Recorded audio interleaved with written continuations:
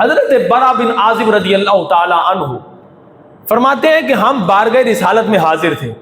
کیا منظر ہوگا، صحابہ بھی موجود ہیں، میرے نبی پاک بھی موجود ہے.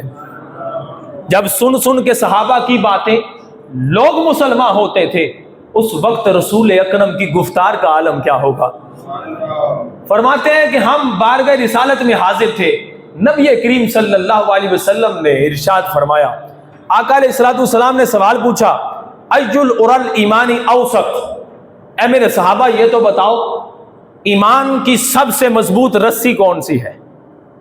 ایمان کی سب سے مضبوط رسی کون سی؟ صحابی رسول نے کہا نماز.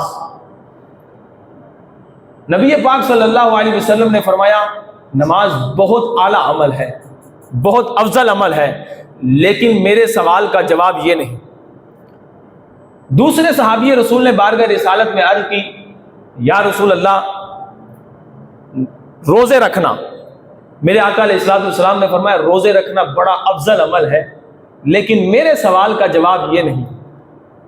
پھر عرض کی، یا رسول اللہ زکوٰۃ ادا کرنا. میرے آقا علیہ الصلوۃ والسلام نے فرمایا زکوٰۃ ادا کرنا افضل عمل ہے، لیکن میرے سوال کا یہ جواب نہیں.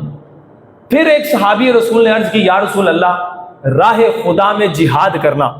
میرے آقا علیہ السلام نے فرمایا راہ خدا میں جہاد کرنا افضل عمل ہے، بڑا اعلیٰ عمل ہے، لیکن میرے سوال کا یہ جواب نہیں.